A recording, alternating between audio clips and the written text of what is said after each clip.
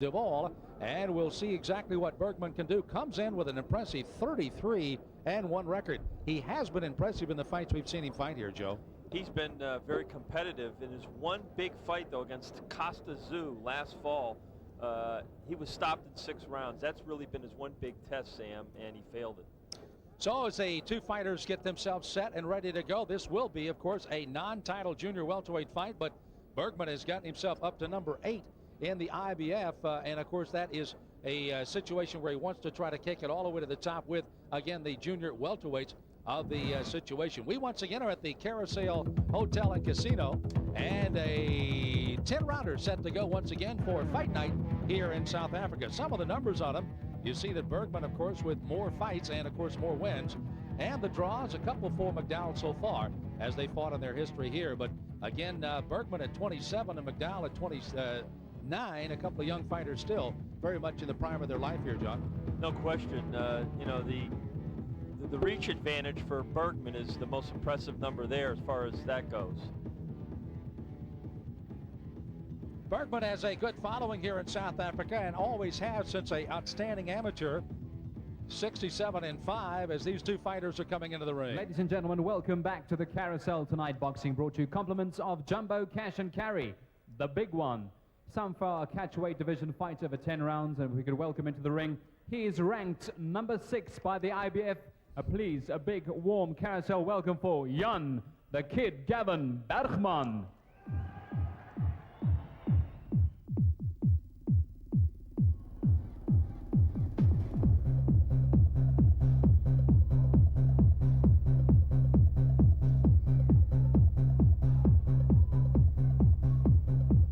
You see the numbers on Bergman equating to 5'9" in height, came in weighing 142 pounds, 64,45 kilos, and of course 1.79 in meters. This is a guy that possesses not only a great deal of speed, but is called by many that have watched him one of the most dedicated and versatile young fighters, particularly coming along in the junior welterweight division they've seen, certainly in South Africa, and they're hoping sometime around the world. So Bergman's up as the Kid comes into the ring.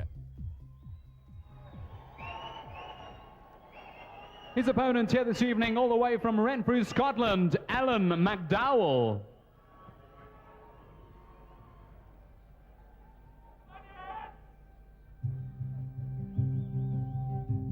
Of loud Scotland, when will we see our like again? Not fought and died for your weep at turn and glen and stood against her. Little psyched out going on, John, with a young man from Scotland. You saw also 5'9". He came in weighing at 141 at 64,0. And at 15-1-2 record with 6 knockouts. And right now, looking at another advantage that Bergman might have is a 73-69 reach advantage, and he does like to work his opponent at the end of that jab. No question. That's going to be the single biggest difference, at least going into the fight on paper.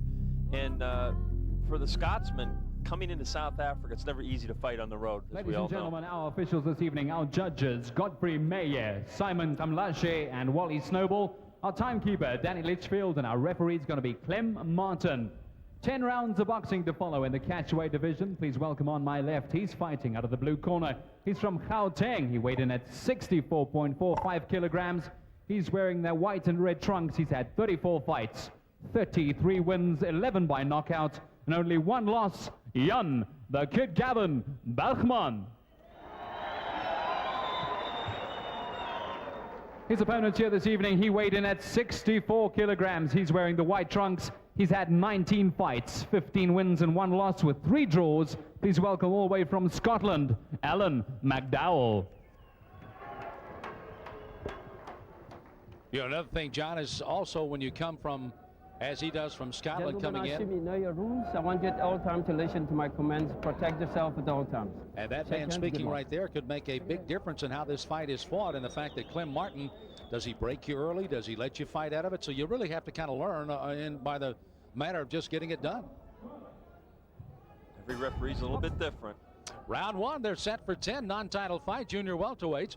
Both wearing the white trunks, but again, Bergman with the red stripe as round one is underway. You see that good crisp left jab already by Bergman, and hooks right off of the jab.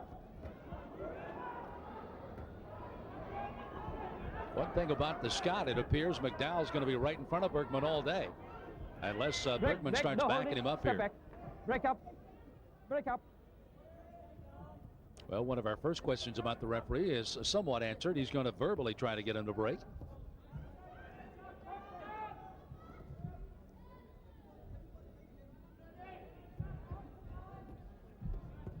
You see Bergman immediately taking it to the Scotsman, not backing off at all, setting up everything with that good jab, and giving him lateral movement, Sam. McDowell's been a pro since 1991, and again, as you heard, there's 19 fights. Bergman turned pro in 1990. And of course, a very busy fighter, and that's the way he likes it. Not only in the gym, but also getting some fights and fighting around the world. And as we pointed out, of course, fighting a majority of his fights early on in South Africa, but now starting to get some international exposure as well. Break up, step back.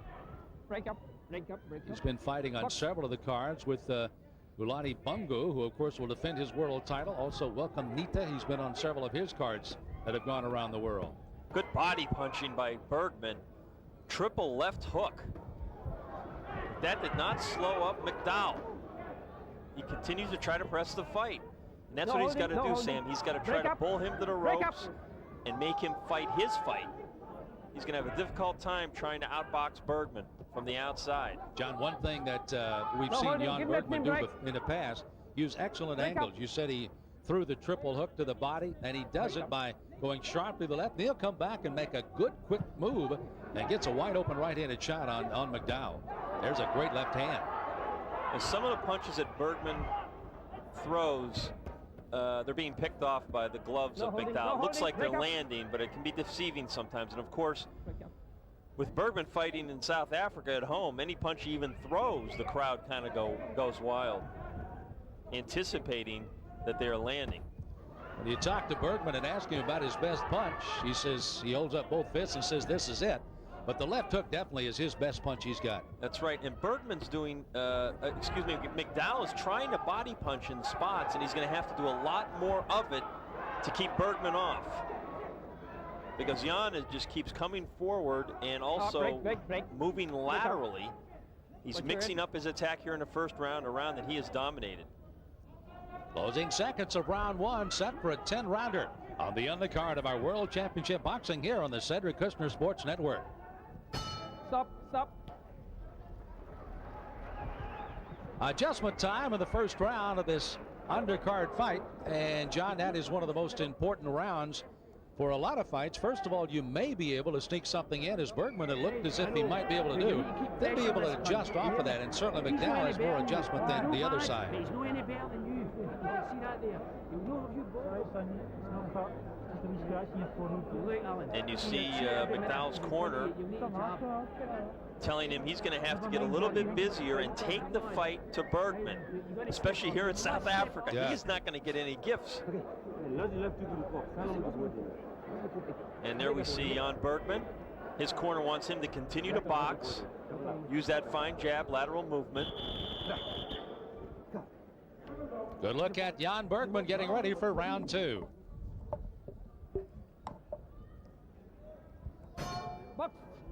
The Carousel Hotel and Casino here in South Africa, the site of World Championship Boxing on the Cedric Kushner Sports Network. Sam Smith along once again with John Saraceno from the USA Today. And Jan Bergman again in the white with the red. Comes right out, but look at McDowell here, John. He's kind of turned up the steam a little here. Well, I think his corner rightly jumped all over him as he got back to it after the end of the first round and said, hey, did you come here to fight or just to play around? He is going to have to press the fight, is Allan McDowell. You know, one thing from McDowell, we have seen him charge. Really haven't seen what kind of arsenal of weapons he's had. He has been unable to get to Bergman as of yet. He can't get past the jab, Sam. And he's been unable to solve the left hook from Jan Bergman also. One thing McDowell is not doing is cutting the ring off. He's following Bergman, and he's not stepping over with his right foot to cut the ring off. And that's not basically just because Bergman's got that tremendous speed. He's just not doing it. You're right. And already you can see swelling developing around both eyes of McDowell. Slight puffiness. Good body shot again. That left hand by Bergman has found the target almost at will in the first 2 rounds. Bergman, of course, comes in as the WBC Intercontinental Champion, beating Victor Baranov. He did that in June of 1993, a TKO in the 10th round. Again, indicating that he will take a fight deep into a fight and try to work it from there. The records can be deceiving. 25 knockouts in 34 fights for Bergman. Sounds like he's a bit of a power puncher, but a lot of those fights, as we talked about earlier, stoppages, and some of them in the latter rounds. He's not really a one-punch knockout artist, as much as he is a guy who piles up points and wears down a fighter until the referee stops the action. He's more of a sharpshooter, and that's clear from what we've seen here in the first 2 rounds. He's picking apart. Good counter left hook by Bergman. And another one on the top of the Scots head, and you can, as John pointed out, really see the redness and the puffing on the right side of the face of McDowell. I tell you something else you're seeing on McDowell's face, and that's frustration. He's starting to punch wide. He's starting to even look fatigued here before we get to the end of the 2nd round. He's getting very sloppy, and there's a right hand. Right hand, and McDowell is down in the 2nd round. It appears he'll beat the count. Clem Martin right in front of him. He's going to get up slowly. He did not make it. He did not make and beat the count. It appeared he was going to try to struggle to his feet. Now he complains, but it was clearly counted right in his face, and he got up too late, and it was counted out.